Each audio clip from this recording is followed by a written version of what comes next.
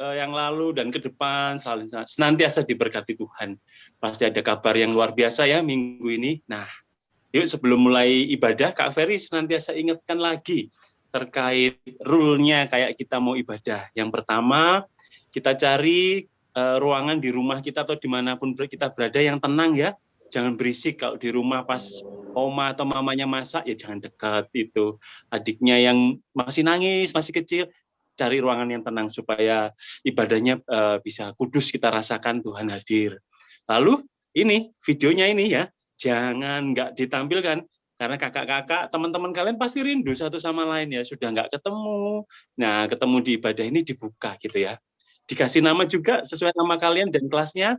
Karena apa? Supaya memudahkan kakak-kakak untuk absensi. Karena sudah mulai minggu-minggu yang lalu, kita akan adakan absensi kan dari absensi tapi akan ada juga poin ya adik-adik ya. Poinnya ada dari apa? Kak Ferry sekaligus pengumuman ini. Dari kehadiran kalian, dari keaktifan kalian juga, kalau kalian bisa mereferensikan, ngajak teman untuk ibadah bersama-sama dengan kita. Nah, yuk kita siapkan hati ya untuk mau ibadah ini, hati yang kudus, yang tenang, yang siap menerima firman Tuhan. Untuk itu, Kak Ferry persilahkan ya teman kita Abraham untuk berdoa membuka ibadah kita siang hari ini. Yuk Abraham, silahkan dimulai dengan doa. Kak Ferry, terima kasih. Teman-teman dan kakak-kakak, mari kita berdoa. Ya Tuhan Yesus, kami datang ke hadapan hadirat-Mu.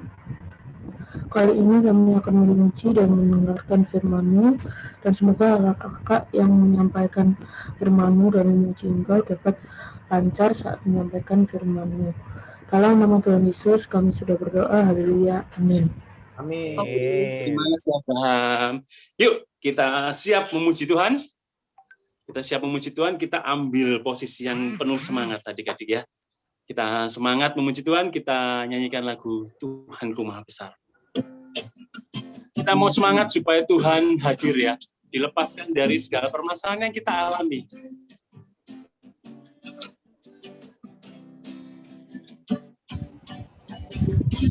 Tuhanku Maha Besar, Tuhanku Maha Kuasa, Raja segala raja. Dia takkan tergoyahkan, dia takkan terkalahkan, dia hidup dan berkuasa. Serukan namanya, Yesus Tuhan Raja, segala kuasa tunduk dalam namanya. Dia luar biasa, perkasa mulia, Yesus nama di atas segala nama.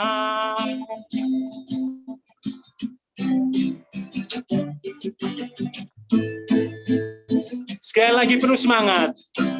Tuhanku Maha Besar, Tuhanku Maha Kuasa, Raja segala raja. Dia takkan tergoyahkan, dia takkan terkalahkan, dia hidup dan berkuasa. Serukan namanya, Yesus Tuhan Raja, segala kuasa tunduk dalam namanya. Dia luar biasa, perkasa mulia, Yesus nama di atas segala nama. Yesus nama di atas segala nama.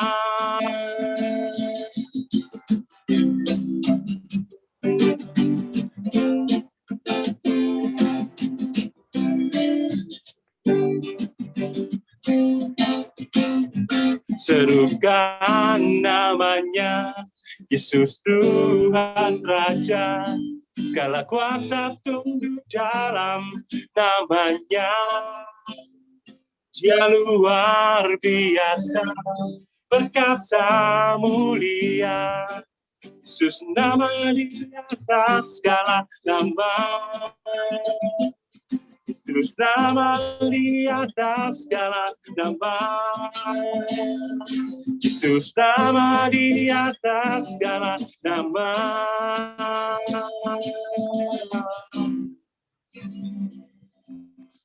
Ada amin adik-adik, bahwa Tuhan Yesus yang kita sembah sungguh namanya berkuasa.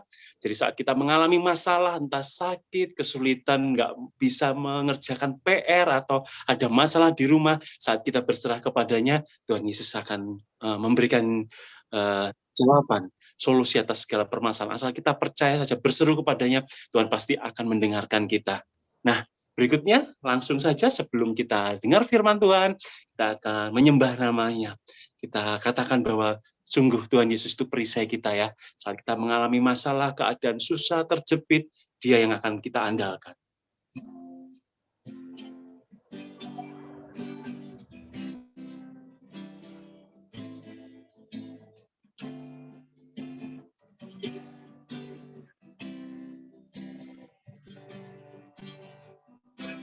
Engkaulah perisaiku saat badai hidup menerpaku. Janjimu di dalamku, pulihkan jiwaku. Sekali lagi katakan,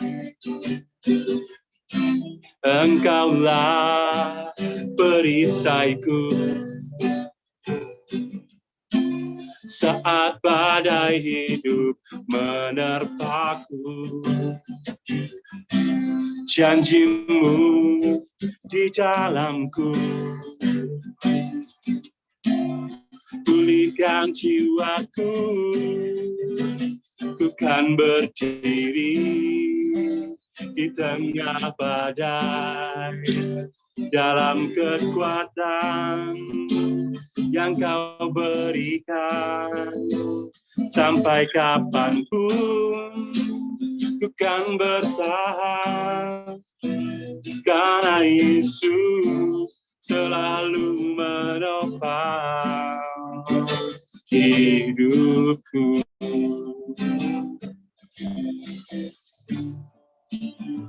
Katakan, Engkaulah perisaiku saat badai hidup menerpaku. Firman-Mu di dalamku, terangkan jiwaku. Ku kan berdiri di tengah badai dengan kekuatan yang Kau berikan. Sampai kapanpun kan bertahan, karena Yesus selalu menopang. Ku kan berdiri di tengah badai dengan kekuatan yang Kau berikan. Sampai kapanpun kan bertahan, karena Yesus selalu menopang hidupku. Sampai kapanpun ku kan bertahan, karena Yesus selalu menopang hidupku. Sembah Dia, karena Yesus selalu menopang hidupku. Terima kasih Tuhan, Kau kami andalkan dalam setiap perkara. Masalah, badai pencobaan, Kau pertolongan Katakan dengan iman adik-adik. Ku mau percaya. Ku mau percaya. Tuhan. Ku mau setia. Ku mau setia. Ku mau setia. Tuhan, ku berserah, ku menyembah sembah namamu Yesus.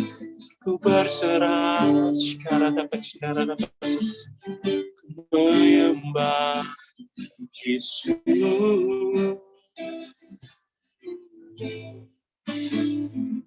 Yesus, ku sembah selamanya.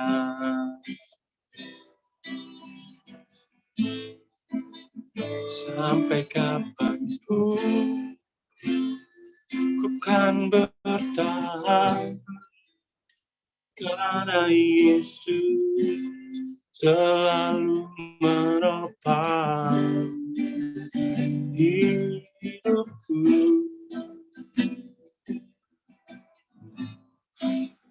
Karena Yesus selalu menopang hidup.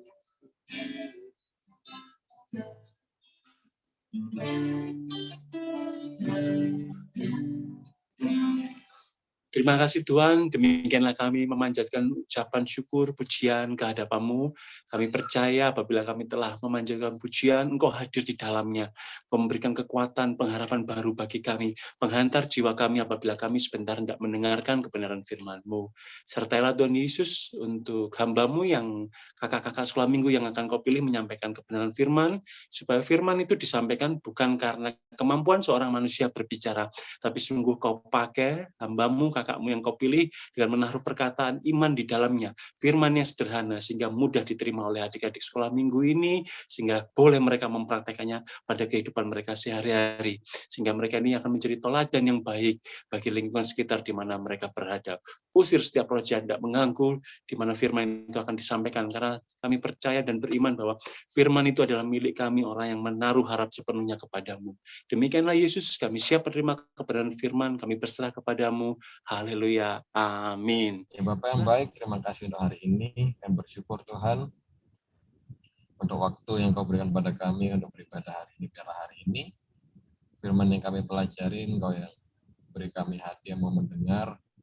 Tuntun kami, bimbing kami ya Roh Kudus, biarlah kami mampu untuk mengenal-Mu lebih dan lebih lagi. Terima kasih untuk segalanya ya Bapa. Kami bersyukur dalam nama Tuhan Yesus. Haleluya. Amin. Oke, teman-teman. Jadi hari ini ya kita sambil baca Alkitab sambil bahas aja. Ini setupnya di dalam mobil ya teman-teman. Jadi kondisinya harusnya pakai ruangan, cuma ruangannya tidak ada sinyal, jadinya di sini. Lumayan lighting-nya bagus kan. Ada pencahayaannya. Oke. Kita bahas dari ini. 1 Raja 17 ayat 1. Kita baca dari awal. Di layarnya sudah ada kan, jadi tinggal baca aja. Lalu berkatalah Elia, orang Tisbe dari Tisbe Gilead kepada Ahab, demi Tuhan yang hidup, Allah Israel, yang kulayani sesungguhnya tidak akan ada embun atau hujan pada tahun-tahun ini, kecuali kalau kukatakan.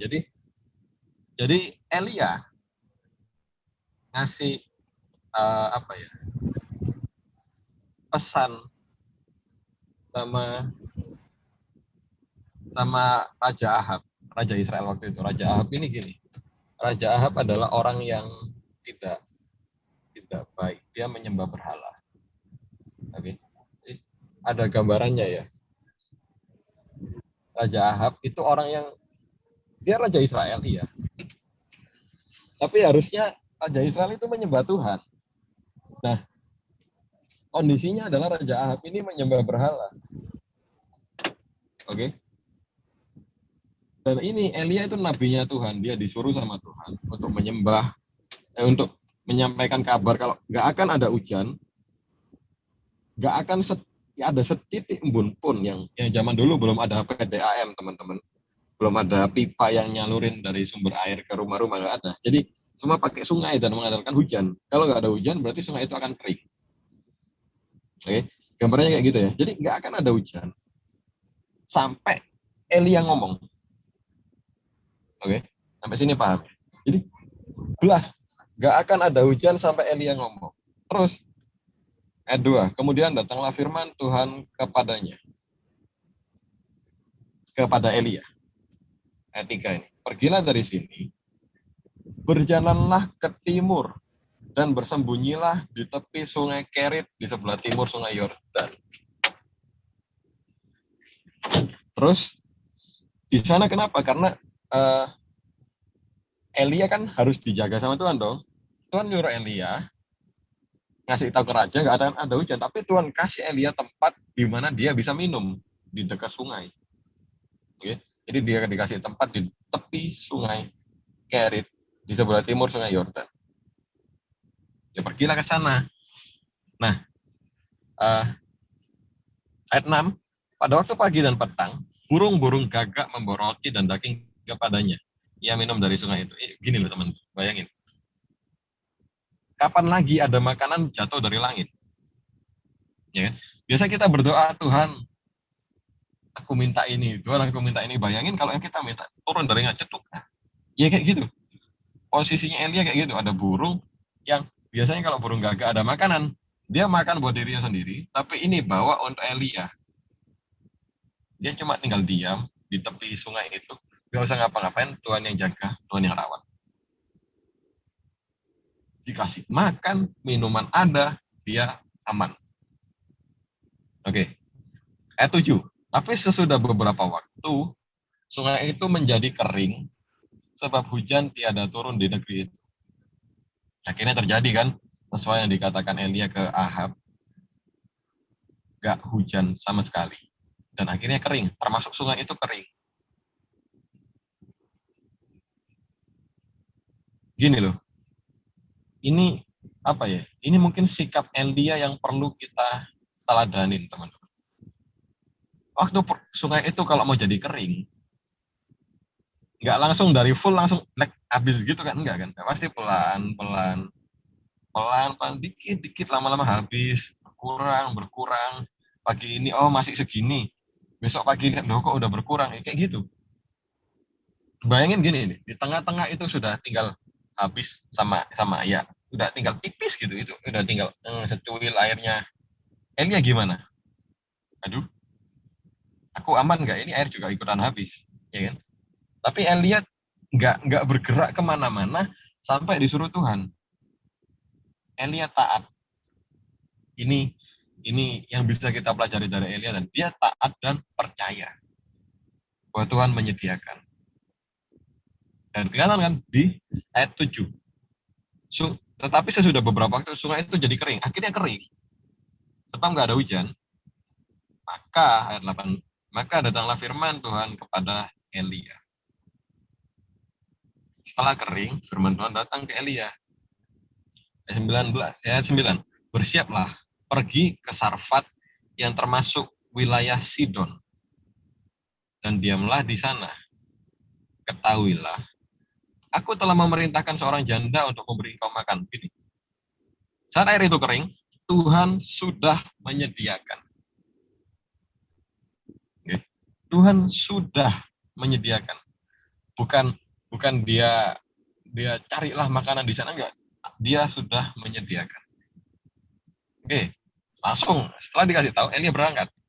Ayat 10, saudara, itu ia bersiap lalu pergi ke Sarfat. Setelah ia sampai ke pintu gerbang kota itu, tampaklah di sana seorang janda sedang mengumpulkan kayu api. Ia berseru kepada perempuan itu, katanya, cobalah ambil bagiku sedikit air dalam kendi supaya aku minum. Dia datang ke kota, baru sampai pintu ada seorang janda ngumpulin kayu. Entah dari mana Elia tahu kalau itu janda. Baru lihat masa tahu langsung itu janda kan? Ya lucu juga. Cuma ya itu yang terjadi teman-teman. Jadi diminta ambil sepotong roti, dan perempuan itu menjawab, demi Tuhan Allahmu yang hidup,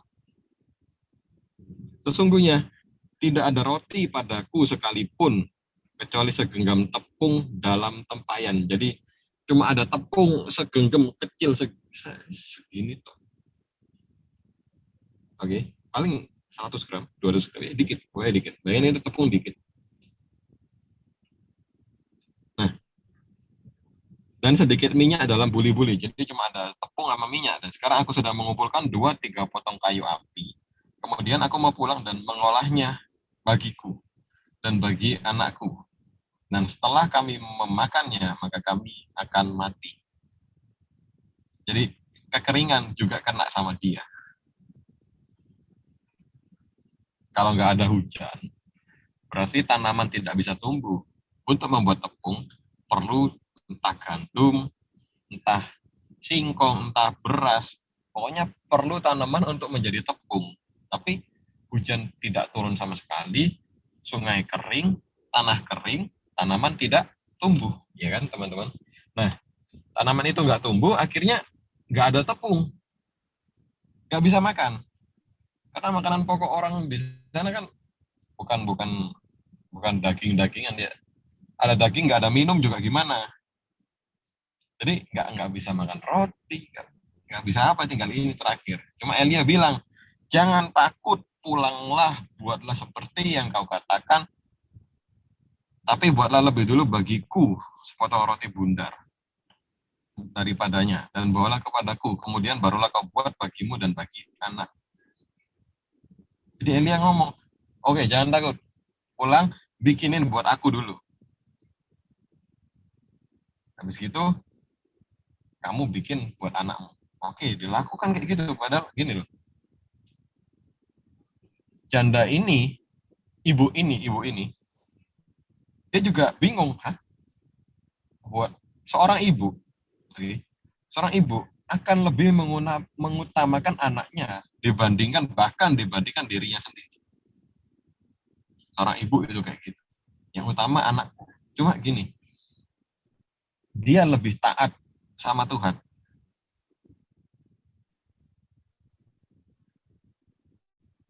Dia dengar perintah Tuhan, dia taat sama Tuhan, dan dia lakukan.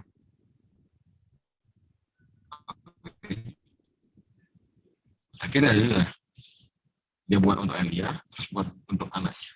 Terus firman Tuhan anak Israel, tepung dalam tepung habis. Dan minyak dalam buli-buli itu pun tidak akan berkurang sampai pada waktu Tuhan memberi hujan ke atas muka bumi. Ini yang keren. Itu dituang, dipakai itu minyak, dipakai itu tepung, nggak akan habis sampai hujan. Minyak dan tepung sama-sama butuh tanaman. Minyak dari kelapa. Nggak tahu kalau minyak babi ya, cuma ini minyak kelapa, harusnya minyak goreng kan, minyak sayur. Atau minyak jagung, minyak dari kelapa, dari tanaman. Tepung dari tanaman. Tidak ada tanaman tumbuh dan mereka tidak kekurangan. Sama sekali nggak kekurangan, karena nggak akan habis. Jadi, penyertaan Tuhan itu sekeren itu, teman-teman. Ajaib. Jadi, kita punya Tuhan yang luar biasa, Tuhan yang sama, yang nyuruh Elia, Tuhan yang sama yang menyediakan makanan untuk Elia, Tuhan yang sama yang jagain kita sekarang. Lanjut ya. 15. Lalu pergilah perempuan itu dan berbuat seperti yang dikatakan Elia. Maka perempuan itu, dia serta anak perempuan itu mendapat makan beberapa waktu lamanya. Dilakukan dan terjadi.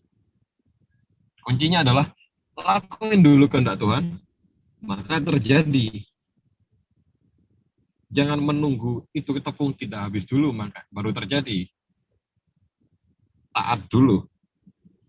Ya dong. Nama iman kan harus ngelakuin walaupun tidak melihat, percaya walaupun tidak melihat. Karena kalau sudah ada buktinya baru percaya, ya itu semua juga bisa kali. Yang membedakan kita sama orang lain adalah iman kita, percaya apa kita sama Tuhan. Jadi Ayat 16 lanjut, tepung dalam tempayan itu tidak habis dan minyak dalam buli-buli itu tidak berkurang. Seperti firman Tuhan yang diucapkannya dengan perantaraan Elia. Persis terjadi. 17. Sesudah itu anak dari perempuan pemilik rumah itu jatuh sakit. Ya kan? Udah luar biasa, udah wow Tuhan keren. Akhirnya anak itu sakit. Dan sakitnya sangat keras sampai tidak ada nafasnya lagi. Jadi meninggal lah mungkin. Kan sudah tidak ada nafas. Terus kata perempuan itu kepada Elia, apakah maksudmu datang kemari? Ya. Maksudmu apa sih ke sini? Kamu ke sini untuk bikin aku merasa berdosa, terus anakku mati gitu.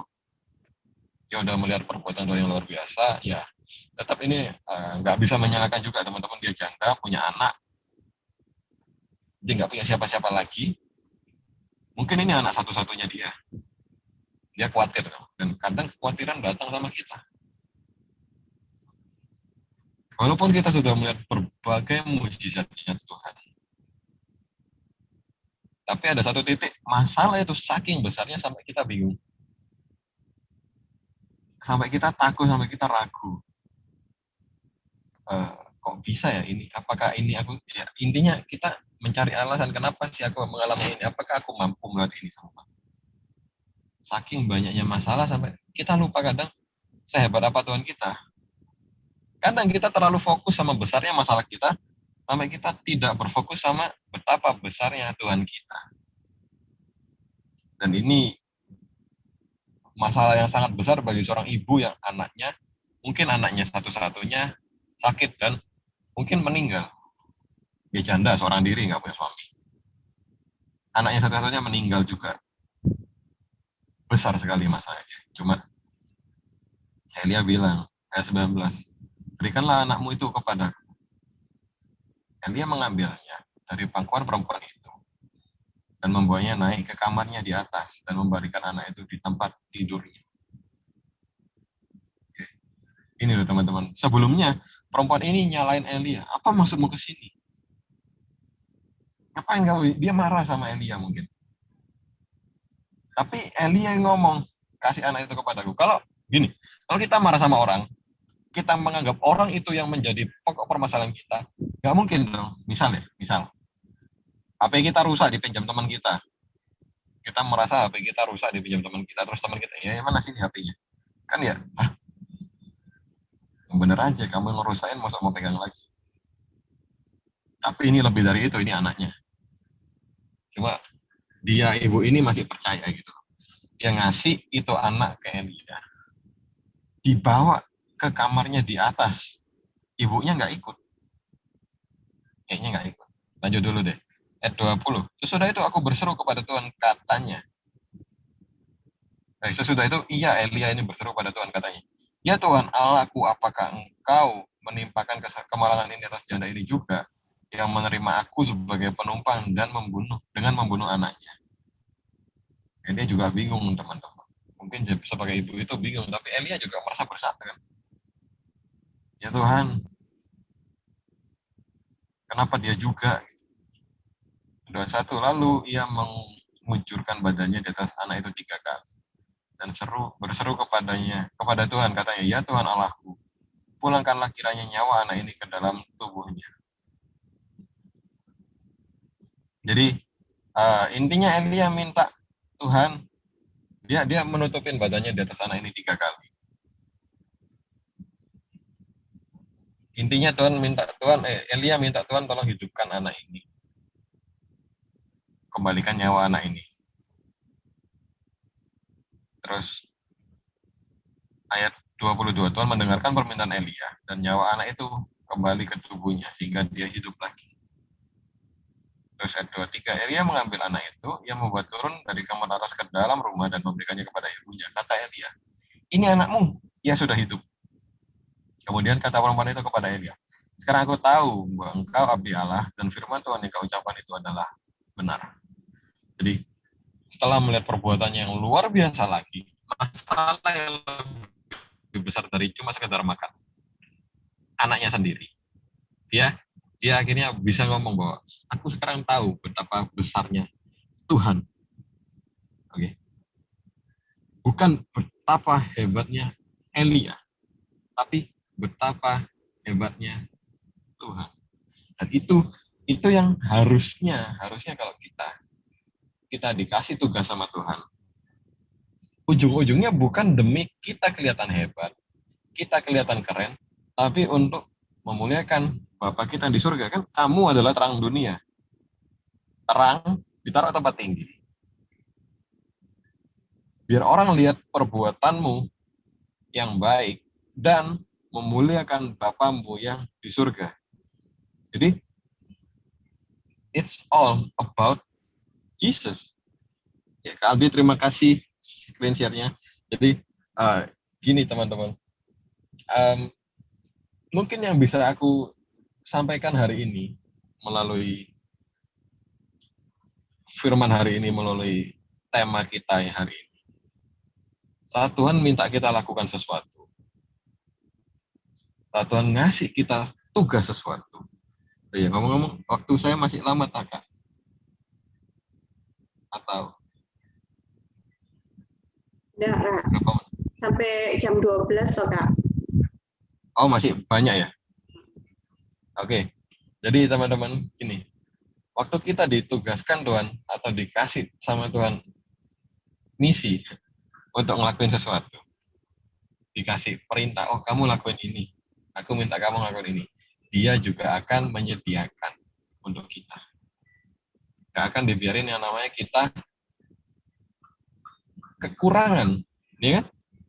Daud aja bilang, Tuhan adalah gembalaku. Takkan kekurangan aku. Jadi, apapun yang Tuhan kasih tugas, nurut aja. Dia yang menyediakan. Ini aku ada sharing, teman-teman, kan. Mungkin yang terjadi sama aku beda sama kalian. Ya beda lah. Pengalaman kita beda-beda, kan. Tapi gini deh, ceritanya gini, teman-teman. Jadi, ya kalian semua belum pernah ikut teens, kan. Tapi gini, di teens itu, kita punya yang namanya retreat. Jadi, di mana kita satu tim sekota, nggak cuma di Manyar aja, kita Manyar, Minden, Rungkut, Surabaya, sekota Surabaya, kita retreat. Itu pesertanya 200 orang, sekitar 200 orang. Dan waktu itu aku ditunjuk sebagai ketua retreat itu. Jadi bayangin teman-teman, selama ini nggak pernah ikut yang namanya gini loh. Aku ya pertama kali aku pelayanan. Itu cuma sesimpel waktu kelas 8 aku main gitar. Kalau dulu Tunas itu belum jadi teens belum ada dulu. Jadi cuma waktu itu aku belajar gitar gara-gara temanku di sekolah kan main gitar semua, keren ya, aku pengen bisa, jadinya aku belajar. Akhirnya belajar gitar. Terus nggak tahu kenapa ditanyain, kamu bisa main musik? Oh, pas banget. Bisa gak?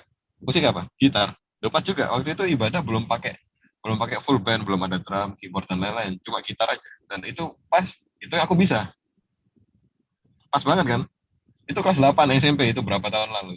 Kayaknya tua kalau dipikir, 10 tahun lalu. Lama sekali. Terus ya udah pelayanan lah. Waktu itu masih dibantu kan, masih baru belajar, belum bisa terlalu banyak.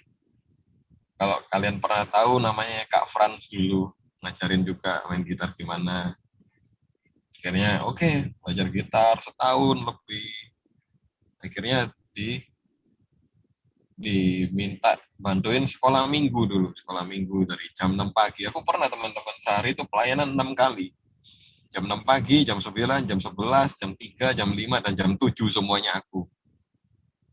Itu hari-hari yang sangat-sangat berat kayaknya. Bukan berat sih, cuma capek aja. Kan dari jam 6 pagi teman-teman di gereja, bangun, pagi mandi, sampai jam 8 baru mandi lagi. Itu badan udah bau, pelikat semua, keringat sana, keringat sini. Jadi, gimana ya?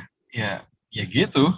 Cuma Entah kenapa ya pulang tangan sakit semua kan. Senar gitar kan tajam-tajam ya, bukan tajam sih, tipis tapi keras gitu loh. Harus ditekan. Kalau yang pernah belajar gitar tahu mungkin rasanya.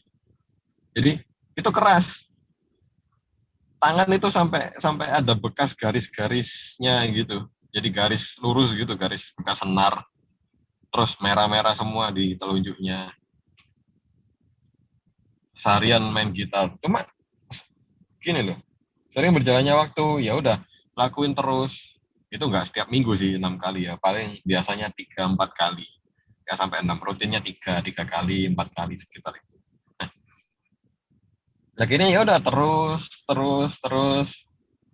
dari sana ins dibuat, aku sudah nggak main gitar lagi teman-teman. Kalau kalian tahu alat musik namanya bass, itu kayak bentuknya kayak gitar, cuma senarnya lebih sedikit ya, mungkin nggak banyak yang tahu ya. Terus belajar main keyboard sedikit-sedikit, belajar lagu gimana seharusnya komposisi lagu, drumnya gimana, keyboardnya gimana, kayak gitu. Jadi mulai dari hal simple, diajarin dari sana jadi panitia acara KKR. Kalau kalian ikutin nanti banyak acara kok, kayak kalau sudah ibadah normal. Mungkin sekarang belum tahu ya, cuma Iya. banyak acara nanti banyak acara, ada KKR sekota, kita di Hall Manyar itu nanti nanti kita sewa lampu, terus ada band, terus ada ya kayak gitu, kita ada acara kayak gitu-gitu. Nanti ada kakak-kakak yang jadi panitia, dan termasuk waktu itu aku ditunjuk sebagai panitia. Dan waktu itu teman-teman, tugasnya itu keren. Bukan tugasnya, namanya yang keren. Pertama kali aku pelayanan di tim sebagai panitia sekota. Namanya stage manager. Kalau di mikir stage manager, keren ya, ada manajer-manajernya.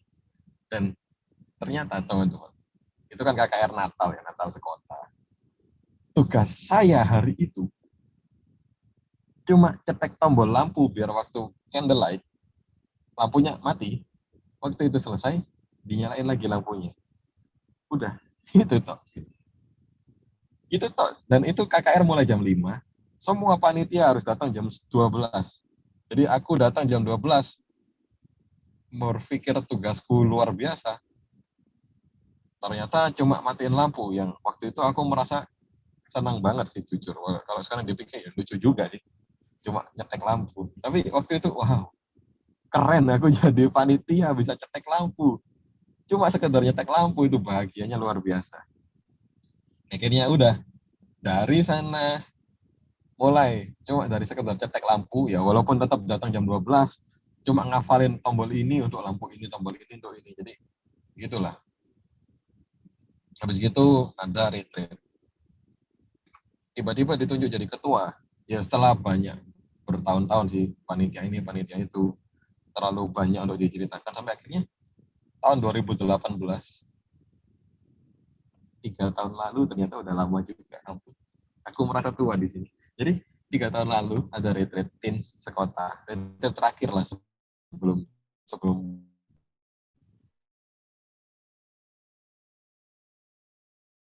aku diminta jadi ketua. Tiba-tiba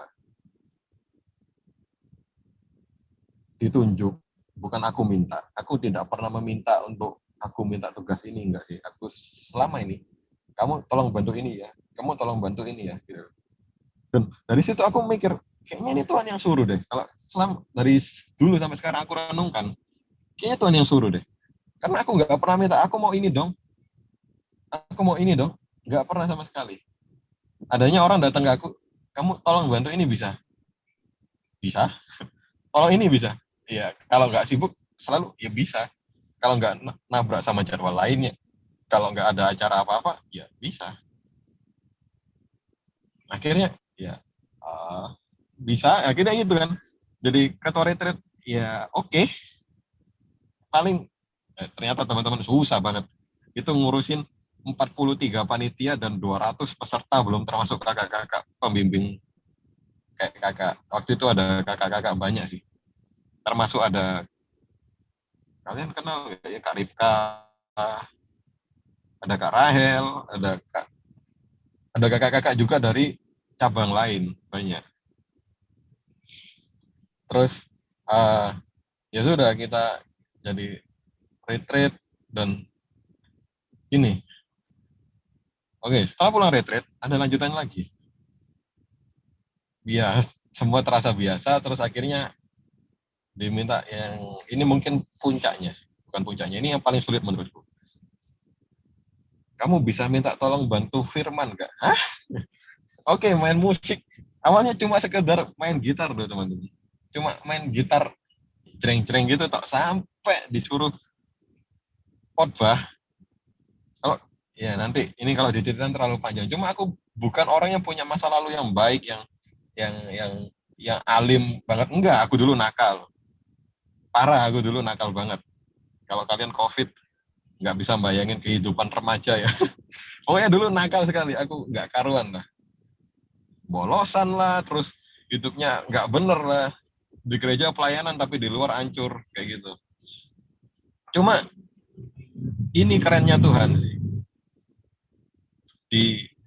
Dipercayakan segitu banyaknya pelayan, dan itu bukan apa ya, itu sebenarnya orang lain disuruh lu bisa, banyak orang yang lebih mampu dari aku, yang lebih lebih pantas dari aku, cuma aku yang diminta dan kebetulan aja aku mau disuruh khotbah.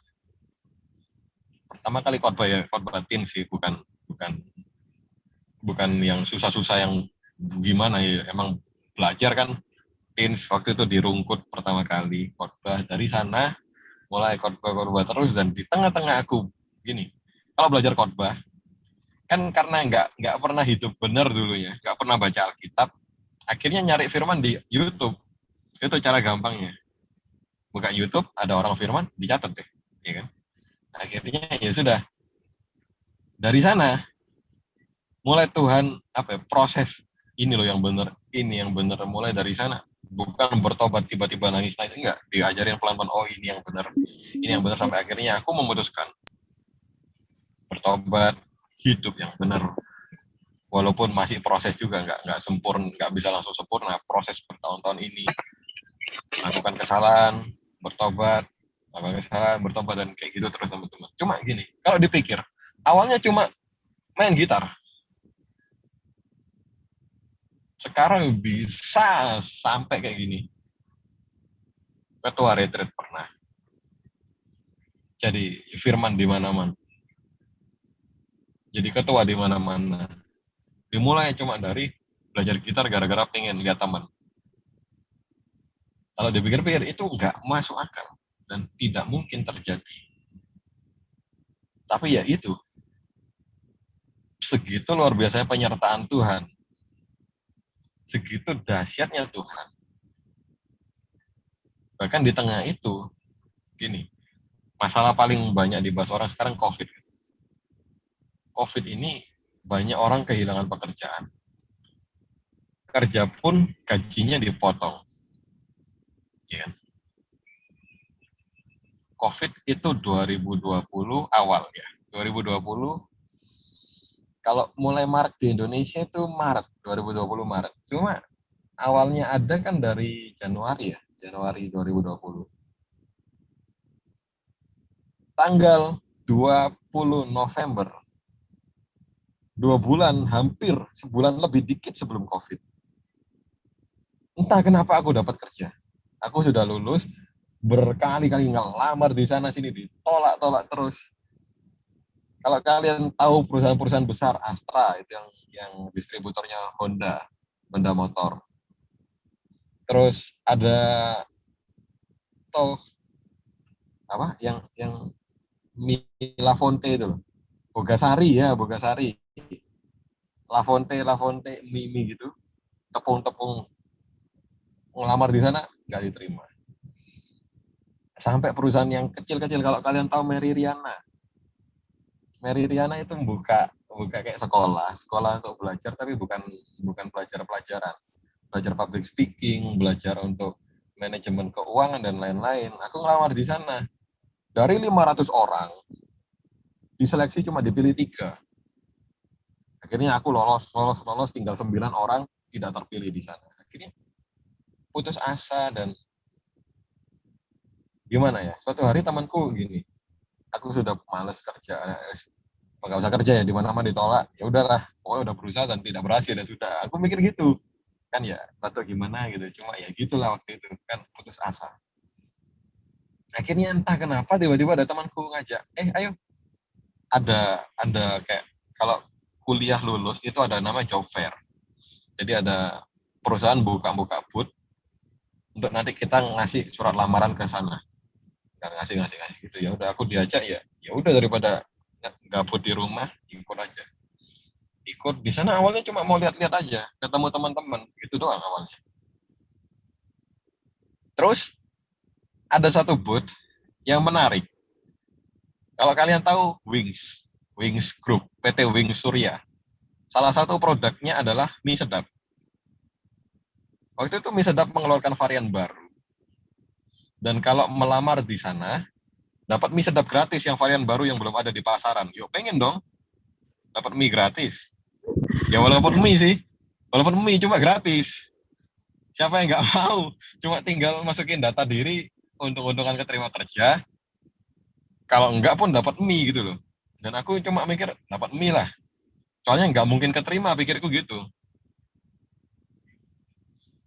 Banyak sekali orang yang ngantri untuk mendaftar di sana. Akhirnya sudah aku ikut ngantri. Karena bingung mau ngapain, akhirnya motivasiku cuma mie. Korean Spicy Chicken waktu itu. Waktu baru pertama keluar, Korean Spicy Chicken. Yang mie pedas Korea. Yang siwon itu. Akhirnya ya sudah. Ngantri di sana, ngelamar. Waktu mau ngambil mie, antriannya lebih panjang dari ngelamarnya, jadi males. Panjang banget. Sejauh mata memandang. Jadi kalau aku lihat gini, muter sampai kepala, muter ke belakang, masih ngantri. Itu panas-panas di luar. Gak usah.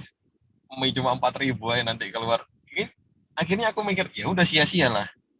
Tapi kerennya, tiba-tiba dia telepon, halo, bisa ikut tes tahap pertama. Tahap pertama aku datang ke Wings itu. Datang, masuk ruangan, ya udah ada yang dikerjain itu 2-3 jam. Dijelasin juga, oh seleksi ini akan ada 6 tahap. Wah, 6 gila. 6. Gak cuma berapa, 6.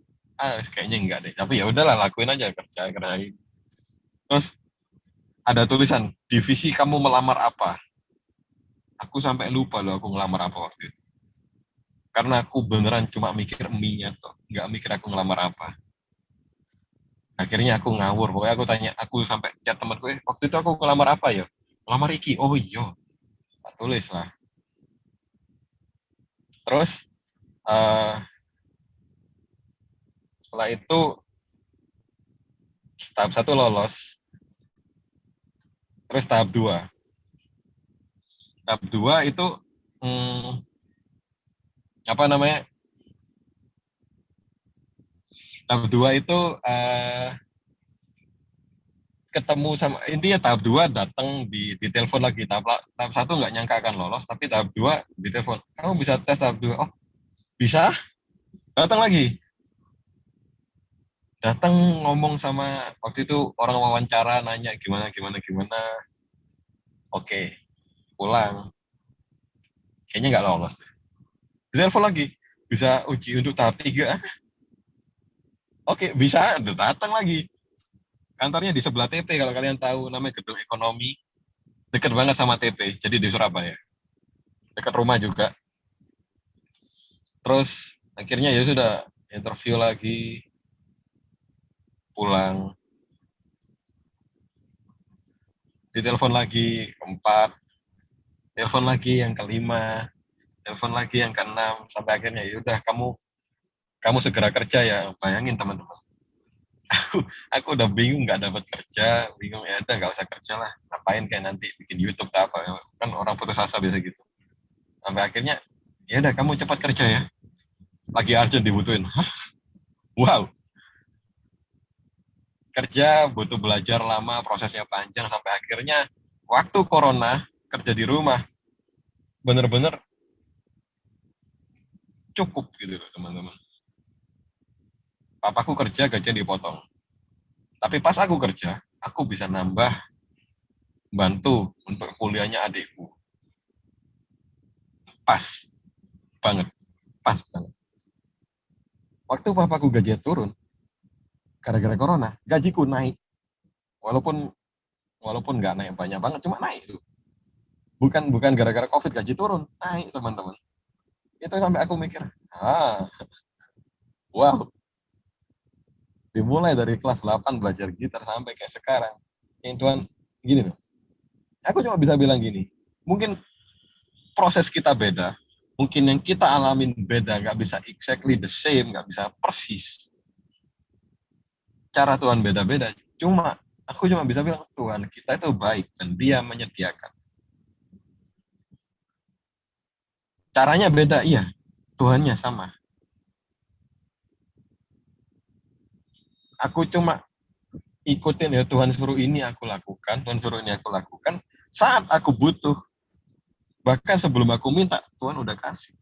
Aku nggak pernah minta Tuhan tolong biar aku dapat uang segitu, enggak. Aku juga waktu kerja aku juga nggak pernah minta Tuhan tolong kasih aku kerjaan di sini, enggak. Aku cuma ngomong, Tuhan kalau emang aku nggak dapat kerja ya udah, mungkin ada tempat lain. Kalau emang nanti juga nggak kerja ya sudah. Soalnya aku mengaku kalau nilai kuliah aku juga tidak terlalu bagus. Nggak bagus-bagus amat, jadi mungkin ya itu salah satu faktornya.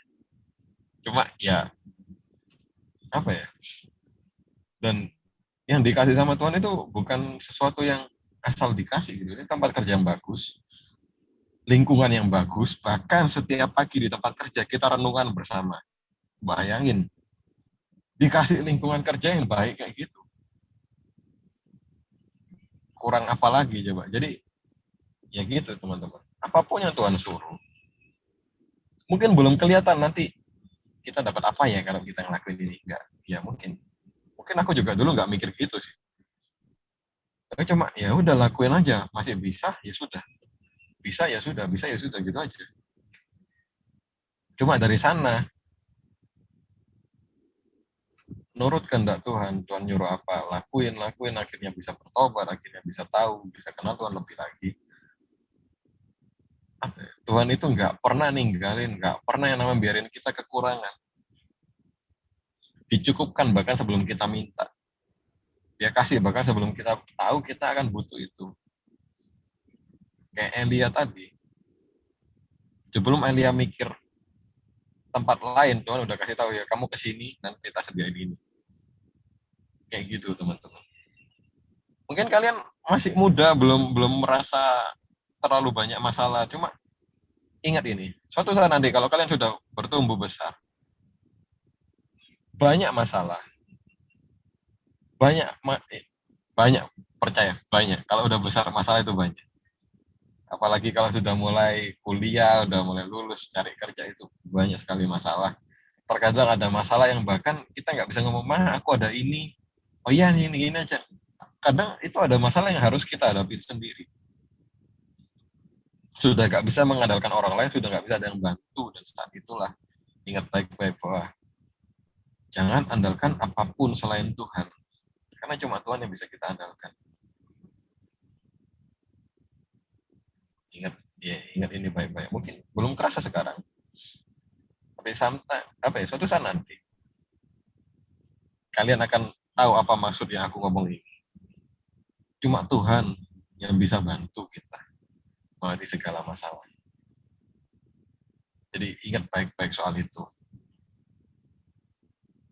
Pegang terus ini. Suatu saat nanti mungkin kalian ada masalah, ingat ini. Jadi itu aja sih yang bisa aku sampaikan. Benar-benar percaya kalau Tuhan itu baik. Tuhan suruh apa, lakukan aja. Dia yang memenuhi, Dia mencukupkan, Dia yang ngasih apa ya. Ya gini, sebelum ada apapun yang sebelum kita minta, Dia udah kasih kok. Kan ada juga di Alkitabnya. Kalau Bapamu saja yang di dunia yang jahat aja tahu memberikan yang baik buat anak-anaknya, apalagi Bapamu yang di surga. Jadi Dia udah tahu apa yang kita butuhkan, Dia tahu apa yang kita perlukan untuk menghadapi masalah, Dia juga ngasih. Dia juga menyediakan. Kayak Daud sama Goliat. Daud, ingat nggak Daud ngomong apa ke Goliat? Goliat ngecekin Daud. Kamu ngapain, kamu anak kecil bawa Gini loh, Goliat itu pakai perlengkapan perang lengkap, pakai topi, pakai baju sirah, pakai sepatu, pakai tombak, pakai pedang. Daud cuma bawa apa? Ya ketapel itu yang diputar cukup, ya, isinya batu. Tahu lah ya cerita itu sering diomongin sama kakak sekolah minggu. Cuma gini, jangan, oke, Goliat besar, badannya gede, raksasa, dia dibilang raksasa. Daud, ya banyak orang bilang Daud kecil, enggak sih. Daud enggak kecil juga. Daud mengalahkan singa, mengalahkan beruang. Jangan merasa Daud kecil. Daud keren. Dia pantas jadi raja. Badannya bagus harusnya kan. Singa aja kalah, beruang aja mati. Walaupun dombanya cuma 2-3 ekor, musuhnya gile. Jadi, apa ya, sehebat apapun Daud, dia udah membunuh ini, membunuh itu. Dia keren. Daud ini bukan orang lemah. Orang hebat dia. Jangan anggap dia lemah, enggak. Kalian nggak ada kan yang bisa mengalahkan singa dan beruang. Nah, Daud bisa. Cuma bedanya adalah waktu dia menghadapi Goliat. Anggap Goliat itu masalah. Dia nggak mengandalkan dirinya, dia nggak bilang, oh ya aku selama ini ngalahin singa, bisa ngalahin Goliat. Enggak. Dia ngomong, aku datang kepadamu dengan nama Tuhan. Dalam apapun yang dia punya. Gimana pun sehebat apapun dia tetap andalkan Tuhan. Sehingga Goliat itu kalah. Kalahnya pun kalah memalukan, bukan kalah terhormat sih Goliat. Badan gede, ngomong banyak, mati dari jauh. Kan? Ya malu-maluin gitu loh. Nggak terhormat sama sekali. Kalahnya kan kalau perang ada berdarah-darah dulu, paling enggak kalah terhormat lah. Nah Daud, beset aja enggak kan? Jangan kan beset, ngos-ngosan lo enggak Daud. Keringet setetes enggak ada sama sekali. Dia kan cuma muter, tembak, mati. Headshot, habis, udah. Udah. Goliat mati, Daud keringet aja enggak. Jangan kan beset, keringet enggak. Nafasnya paling detak jantung cuma deg-deg ngono tuh, enggak kayak orang habis lari yang deg-deg enggak, cuma oh gini doang gitu. Paling tahu cuma cepet amat, cuma ya udah ya kayak gitu. Kak Leon, kesimpulannya. Oh iya sudah lebih. Jadi gitu teman-teman. Apa ya, apapun yang kita hadapi, apapun masalah yang kita punya, tetap andalkan Tuhan. Dia Tuhan yang hebat, dia Tuhan yang luar biasa. Jangan takut, jangan bingung, karena Tuhan kita baik. Dia mau mati buat kita, apalagi cuma sebentar masalah-masalah kecil. Itu aja sih. Jadi percaya Tuhan kita baik, Tuhan kita hebat, dan taat sama kehendak Tuhan. Apapun yang dia suruh, lakukan aja. Jadi gitu aja untuk hari ini. Ini tutup doa atau gimana ya Kak? Oke, kalian doa. Ya teman-teman, untuk mengakhiri firman ini, mari kita sama-sama berdoa. Ya Bapa yang baik, terima kasih untuk kasih-Mu, untuk kebaikan-Mu pada kami, sehingga kami dapat belajar, mengenal-Mu lebih lagi Tuhan hari ini, biar firman hari ini dapat tumbuh di hati kami, jadi dampak buat sekitar kami, nanti berbuah, dan waktu saat kami punya masalah, kami menghadapi apapun yang di depan kami, biarlah kami mampu, biarlah kami selalu mengandalkan Engkau di atas segalanya. Tuntun kami, jagai kami, sertai kami selalu. Terima kasih Bapa untuk segalanya. Terima kasih ya Roh Kudus atas tuntunan-Mu. Kami bersyukur dalam nama Tuhan Yesus. Haleluya. Amin.